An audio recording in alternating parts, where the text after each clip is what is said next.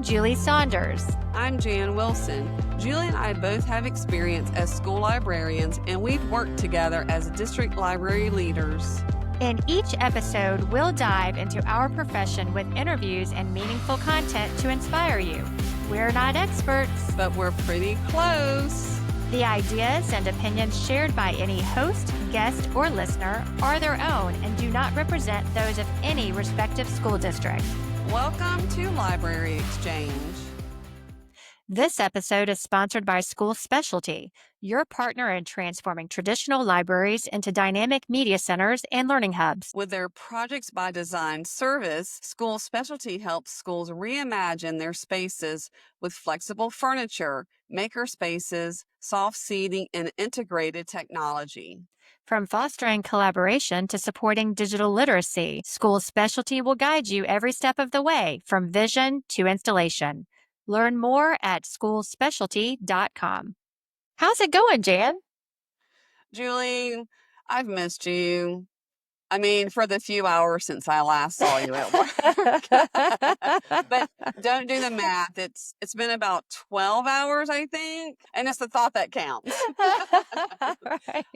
What I really want to talk about for a minute is like anytime I'm in a store right now, even the grocery store, I can't help but head down the back to school aisle and look at the school supplies. It's that time of year. Yeah. I mean, I don't have anyone in my house that needs a school supply, so. But did you enjoy back to school shopping for supplies? Do you have any memory of that time? I mean, you are 51. Yes, I have to think way back, but I loved back to school shopping, and I was a little bit of a nerd, and this will show my age. I actually really did enjoy having to cover textbooks with the grocery. The brown paper bags? Yes. And I have to say, it became a little bit of a competition. You know how I like competition? Between me and Jenny Johnson, if you're out there, my fifth grade best friend, who was quite artsy, she would cover it with the white grocery bags. Oh. I don't know where she got those, but they were fantastic. And she would decorate them. And anyway, mine never looked as good as Jenny Johnson's, but I did enjoy covering those textbooks. I forgot about that. And I think in high school, we used to get bonus points if we brought our textbook back covered or something like that. But I've told you this story before, and you don't remember this. You are younger than me, but I had that paste. It's called School Time white paste. It was in a jar. It had a built-in stick on the lid. Loved those. And you could spread it with that, but it smelled like peppermint. And, I ate it. We all did secretly. In first grade. And anyway, after we introduce our guest, we'll see what he has to say about school supplies. Our guest today is Stan Tucker, a former teacher who is now a children's author, motivational speaker, and host of the very Airy Library. I mean, Julie, we've met Stan. We've seen him in person at schools and other events. And I like to refer to him as a kindness ambassador because along with literacy, he promotes character education in schools that he visits all across the United States. Stan, welcome to Library Exchange. We are looking forward to our discussion with you today. Thank you so much, Julie and Jan, for the opportunity to share my work on your amazing platform. So thank you so much for having me this morning. Oh, you're welcome. So, Stan, before we get started, school supplies, give us a story. Oh, man. When you were doing the intro, I just went back down memory lane. Also, as a kid and then in that teacher role as well. When you're a kid, you had to get those. For me, it was that Teenage Mutant Ninja Turtle binder, like you had to have the coolest binder. You want the one that no one had. The pencils, I used to love to have, 10 or 20 lead pencils. Never used them, but just you have them. It's just like those are the things that we showed off back in the day. Now it's followers on Snapchat or whatever, but our cred was the pencil. Or the Trapper Keeper. The Trapper Keeper, yeah. Stan, when you talk about pencils, when we're on YouTube, people have commented because we both like these old school number 2 wood pencils. Oh, yeah. Yeah. Okay, I like that. Teenage Mutant Ninja Turtle. That's hard for me to say, but got it. Okay, And well, Stan. Oh, Oh, sorry. wait, You he's no, you got I say? more. was just You I got was more? just thinking too about, protecting textbooks, having those, like you said, wrapping them with the grocery bags. It's just a different time, but those are the things that brought us joy, and like Right. competing and making sure that book is safe and you bring it back to get those extra points. It was just such a simpler time, Yeah, but definitely. Yeah, definitely brings back the memories. you can't brown paper wrap your Chromebook or device. Right. No, you can't do that. No. All right. Um, All right. All right. Well, Stan, to get us started, why do you do what you do? Yeah, well, my journey really started in the classroom. I tell the story my first year of teaching. The book fair comes to town, and y'all know about the book fair. I tell all my second grade babies, those of you that have money for the book fair, line up at the door. And if you don't, just continue to do your morning work. And some kids had money, and everyone else is doing their morning work. And my little one, Diego, comes up with tears in his eyes, and he says, "Mr. Tucker, my mom said we don't have money for books, so I can't go." And it broke my heart. I remember how much joy the book fair brought me, and when I was able to leave with a book and come back and show all my classmates, and I wanted every kid to experience that joy. And then when I took a step back and I thought about my reading levels that were in my second grade class, you have kids on a kindergarten level, a first grade, second, third, fourth, and he was one of my lower babies. And then I'm like, is it because he doesn't have access to books is the reason why he's not reading on grade level? And I knew it was a problem with kids having access to books. And so when I got out of the classroom, I wanted to do something about it. And that's what started that journey. And it all started out with just taking books to school. I used to go, y'all know about the Scholastic warehouse sales, and I would go to Scholastic and, I'd buy these books and started out just going into classrooms and doing read alouds. This is before I became an author. I'd find a relevant title for that month or whatever I thought the class may enjoy. And I go in and read the book, and then I would give books away. I went to a lot of Title I elementary schools and give those books to kids that I probably couldn't afford them. And, I tell them the importance of reading. And it just snowballed from there to where I am today. Right. So I was going to ask you if you had a pivotal moment that kind of shaped that, but it sounds like your time in the classroom did. Yeah. So, what are some of the things that you do when you visit a school? I mean, you mentioned read alouds that can engage those reluctant readers. What do you think is important for our audience to hear? Yeah. Well, as I entered the schools as an author, motivational speaker, or whatever you want to call it, my goal is to first of all have the teachers' backs, as I know how hard it is being a teacher. It's been some time since I've been in the classroom, and things have just gotten more challenging for teachers. And I know for me personally in my classroom, one of the most draining things about teaching is redirecting all day, redirecting behaviors and having to repeat themselves. And so first of all, I want to make sure these kids are respectful. Right? That's my first thing I want to teach these kids when I'm in a school. Like, that I'm big on respect. So what I do, I do my read aloud, and I write certain books just for presentation purposes to get the message through to the kids. And so at the end of my books, I always go back and I'll show them a time when I was in the classroom, and I say, hey, I was a teacher before. And one of the hardest things about being a teacher is when you have to repeat yourself over and over again, when your kids don't work hard. And I need you, for your teachers out there who are showing up every day for you to help you become a better student, I need you to be respectful to them. I need you to put in the work that they're putting in behind the scenes for you. They work hard for you. You come into class and you work hard for them. So first and foremost, I want to get my teachers' backs, because I know how hard it is, and they show up. And one thing I always talk about is, teachers are leaving the profession, Yeah. right? Hmm. And I'm talking about teachers that want to be there, but they're just fed up with the disrespect. And, not only in the classroom, but in our country at times, don't respect the work that teachers do. So really it's rooted in the teachers. But then after that piece, I talk about, the importance of being an author, right? Not only the author of a book, but letting them know they're the author of their own life story.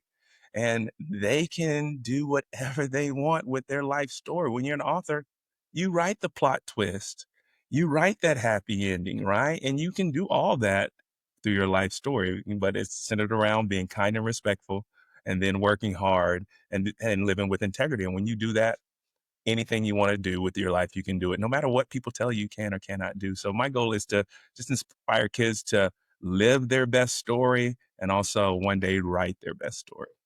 It's amazing, and I love the fact that you really show students how to value their teachers, and you make a point of doing that in all of your presentations. You mentioned about reluctant readers and cultivating writers. How did you cultivate the idea of having students become authors? Yeah, so I have a bookmobile. I'll tell you just a quick story about my bookmobile. I always try to give this man a shout out.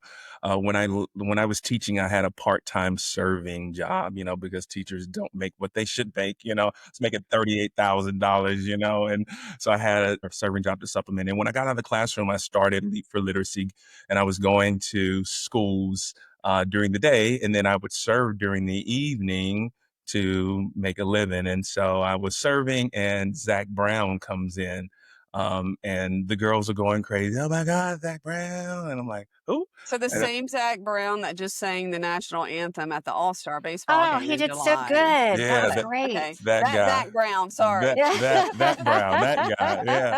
And so I didn't know who he was at the time. I had heard Chicken Fried. I think that was one of the songs that Right.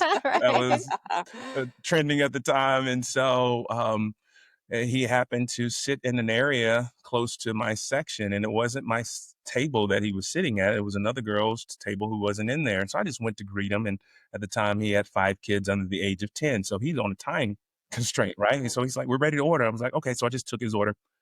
Next thing I know, he's asking me, "Hey, man, what do you do?" I was telling my wife, "There's something about you." And so I told him about being a former teacher and starting this literacy initiative. And he said, "Well, I have this."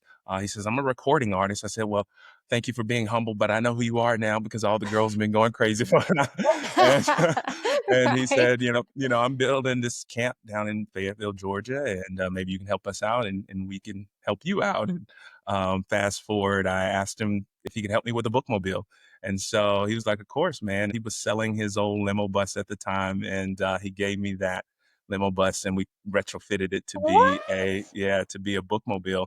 And OMG. See, yeah, I've never heard the That origin is of that. great. yeah, it gave me $10,000 or so to fill it up the first time. And so I'm taking the bookmobile out to schools, and someone tags Ellen and Steve Harvey and all the people, like, you need to see this. And Ellen reaches out, and the story goes, I get on the Ellen show and I win $25,000 for the bookmobile.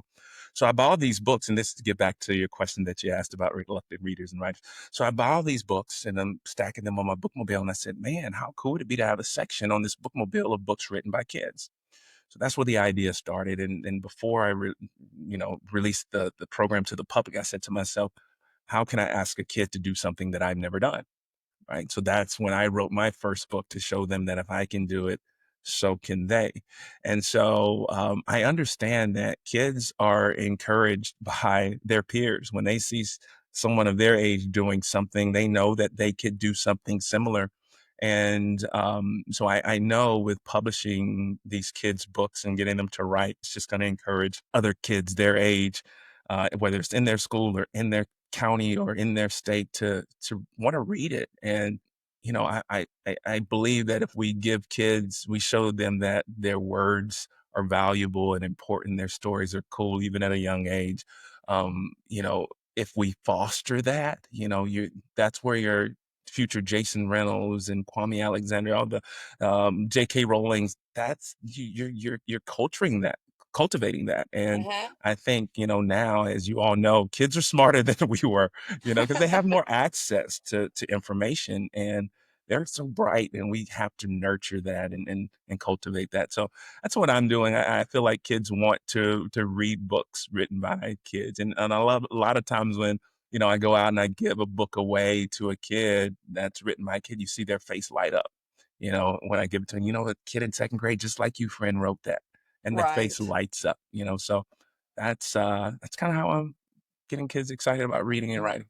So this is part of the Share Your Story program. I'm just going to hit a couple things. The Share Your Story program, and then some of these authors, child authors, then Yeah. go on the Very Airy Library, Yeah. correct? Yes, correct. So Tell us a little bit about that. yeah, so this is gonna date myself, but I grew up watching Reading Rainbow, Oh, and LeVar is my hero, and he made books cool and fun. The Very Airy Library is my version of a Reading Rainbow to try to get kids not only excited about reading but writing.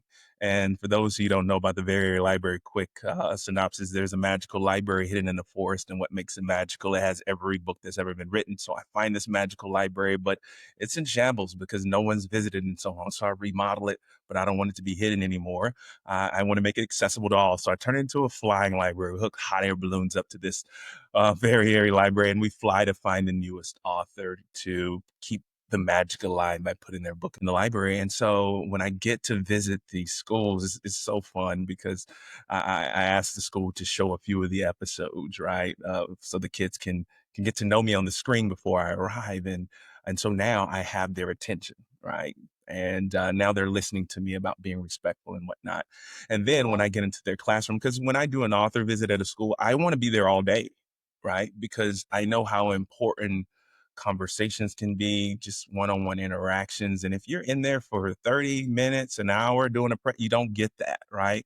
So Yeah, I you're like there to all day, and they're hugging you, and they're. I mean, That's why I'm always sick because I get 600 hugs, and Right. but you never know, one of my love languages is physical touch, and you Oh, never yeah. know what a high five or a hug, and people are like, man, you're touching all those little germ factories, the kids, and I'm like, but you just don't know. Some babies they don't get hugs from home.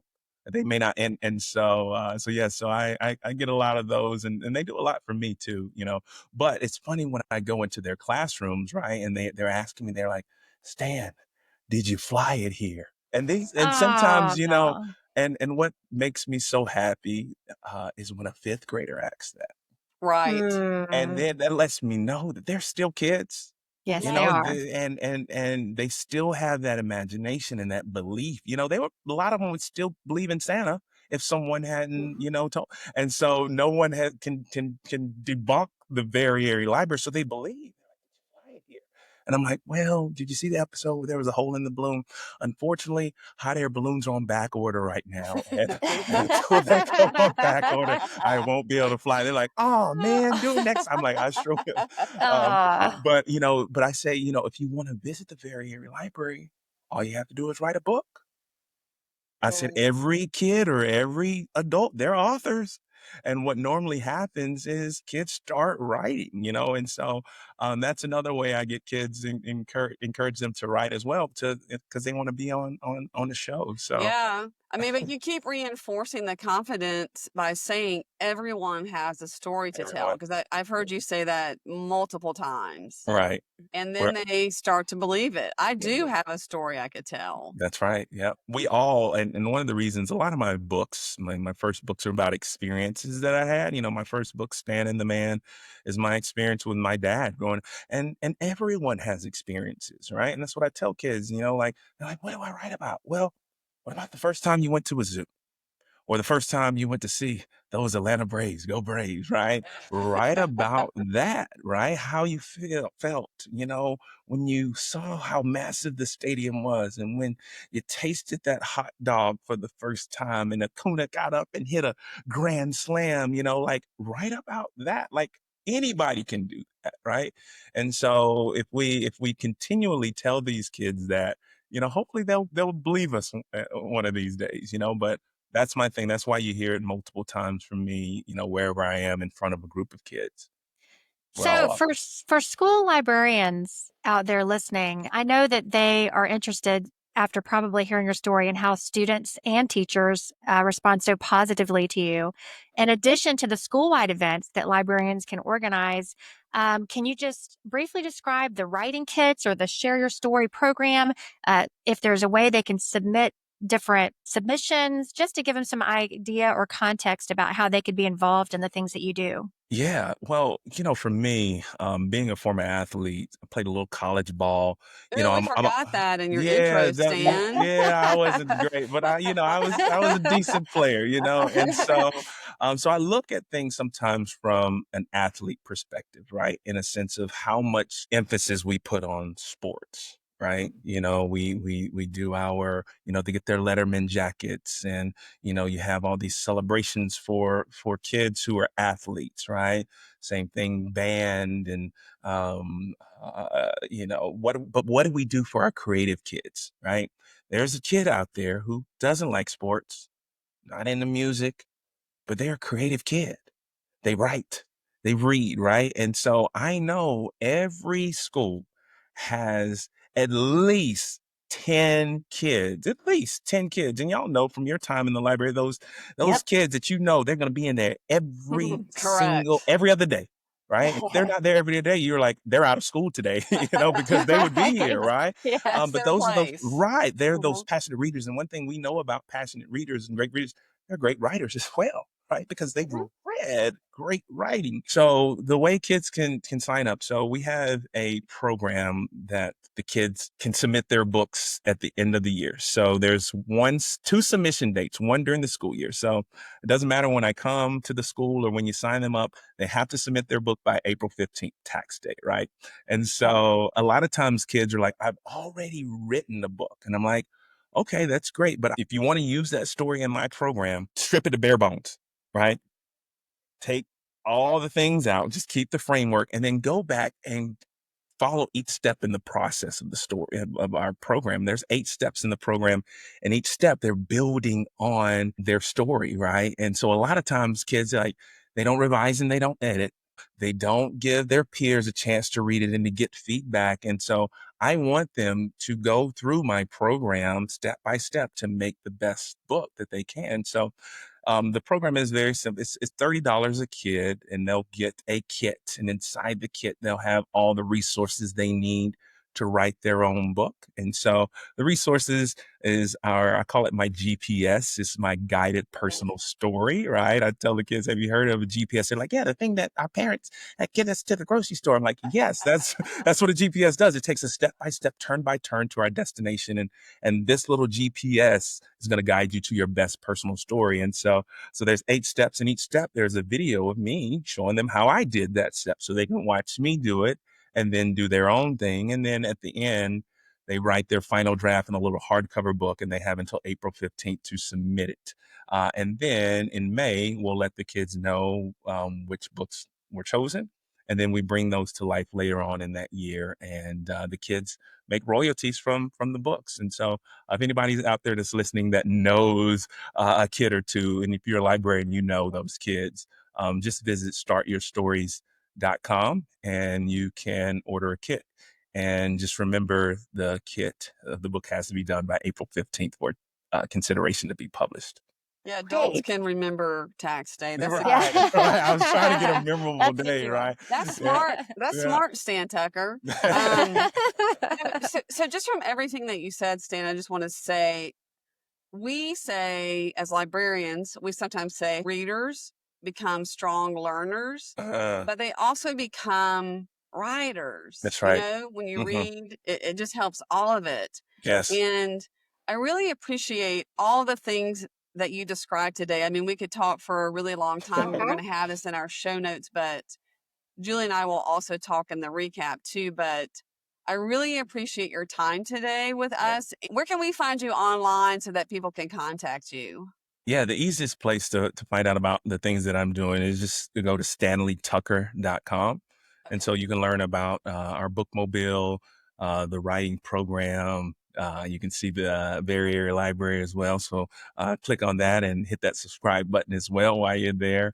And then you can also learn how to book me for a visit at your school or local library as well. So thank you so much for your time, and we hope you have a great school year too, since you'll be going back to school as well. Yes, yes, and thank you all for what you're doing for your platform. It's very important to engage our next generation of librarians. I was so inspired really quick.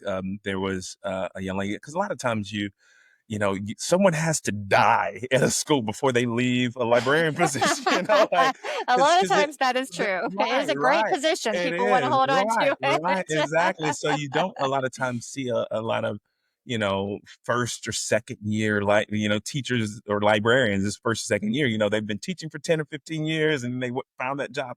And so I met a young lady and she was a first year teacher, but a first year librarian. Ah, And it was so refreshing to mm. see a young person getting to start their career off. So I appreciate what you all are doing for our librarians and using your platform to provide resources and Thank you. just important information that they need. So y'all keep up the good work and thank you for the opportunity. Thank you, Stan. We really enjoyed today. I did as well. Thank you. So I don't know about you, Julie, but I can't help but smile when I listen to Stan. His love of kids, kindness, and literacy. This is not going to be a typical recap for me, but here we go. Stan really is an ambassador of kindness when he participates in the author visits at schools. His mission of embedding the message to students of kindness and respect for the teachers in the school is just wonderful. And having been a teacher, he really can relate to how challenging the profession can be. Yes, last year I saw his presentation at two different schools, and he had the attention of kids, not just in the individual classrooms he visited, but hundreds of kids in the gym. And when he asked kids to turn to their teachers and say thank you, oh my gosh, it was so powerful. Oh, He brings joy wherever he goes, and we need kids to experience that at school. he's led several initiatives to encourage young readers and writers. Providing access to the Young Writers Kits to students would be a great way to help school librarians encourage young readers and writers. The Share Your Story campaign goes hand in hand with the Very Airy Library program on YouTube. Librarians could easily incorporate some of Stan's initiatives within their library programs. So I can't remember if I already used the word powerful in this recap, but when he says everybody in here is an author to students, it's just a reminder that everyone has a story worth telling. If you visit his website, stanleytucker.com, you're going to see smiling faces, high fives, and hugs. We just love Stan, and what a ray of sunshine for educators and for students. He genuinely loves to connect with students and inspire them to pursue their dreams through reading and writing. Yeah, and you will not regret inviting him to your school. And when you do, let me and Julie know so we can come too. Make sure to visit our website at www.libraryexchangepodcast.com. You'll find episode notes and links. You can even submit your questions or inspiring stories that may be featured on the podcast. If you're looking for some swag for your library or book-loving friends, visit libraryexchange.etsy.com. That's a lot of URLs, so I'm glad you had to say all of that, Julie. Thanks for joining us. We can't wait to have you back for our next episode of Library Exchange.